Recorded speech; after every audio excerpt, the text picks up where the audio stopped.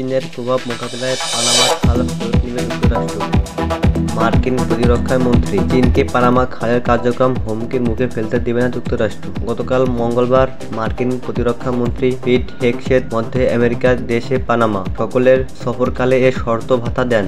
জানুয়ারিতে Donald Trump মার্কিন president হিসেবে দায়িত্ব গ্রহণের পর হেগসেথ হলেন দ্বিতীয় কোনো শীর্ষ মার্কিন কর্মকর্তা যিনি পানামা সফর করেছেন। তিনি জলপথে চীনের প্রভাব মোকাবেলায় যুক্তরাষ্ট্রের খনন করা খালটি ফেরত নেওয়ার প্রতিশ্রুতি দিয়েছেন। প্রবেশপথে অবস্থিত একটি পুলিশ স্টেশনে বক্তৃতাকালে হেগসেথ বলেন, আজ পানামা খাল ক্রমাগত হুমকির সম্মুখীন। কমিউনিস্ট চীন কিংবা অন্য কোনো দেশকে এই খালের অখণ্ডতা বা কার্যক্রমে হুমকির মুখে ফেলতে দেবে না যুক্তরাষ্ট্র। 1999 সালে এটি পানামার কাছে হস্তান্তর করে। মার্কিন প্রতিরক্ষা মন্ত্রী পানামার প্রেসিডেন্ট হোসে রাউল মলিনোর সঙ্গে সাক্ষাৎ করছেন। নিরাপত্তা সম্পর্কে নিশ্চিত উভয় পক্ষ একটি যৌথ বিবৃতি দিয়েছে। যদিও খালের উপর পানামার সার্বভৌমত্বের বিষয়ে উভয় পক্ষে প্রকাশিত ঘোষণা একটি উল্লেখযোগ্য অংশীকৃত ছিল। মলিনোর কার্যকর থেকে স্প্যানিশ ভাষায় প্রকাশিত বিবৃতিতে হেগসেথ পানামা খাল এবং এর আশেপাশে এলাকার উপর নেতৃত্ব ও অবিচ্ছেদ্য সার্বভৌমত্বে স্বীকৃতি দিয়েছেন। কিন্তু মার্কিন সরকার প্রকাশিত ইংরেজি ভাষায় বিবৃতিতে এই বাক্যটি উল্লেখ করা হয়নি।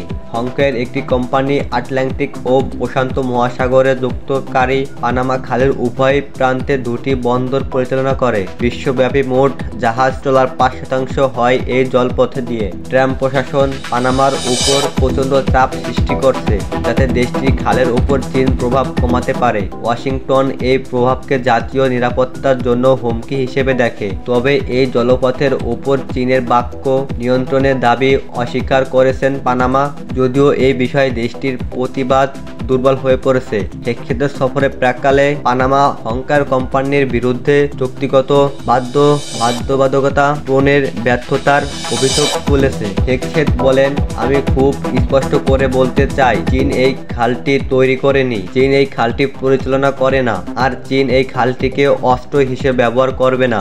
মলিনোর সঙ্গে কথা বলার সময় হেগসেথ বলেন, যুক্তরাষ্ট্র ও পানামা একসঙ্গে চীনের প্রভাব থেকে পানামা খালকে পুনরুদ্ধার করবে।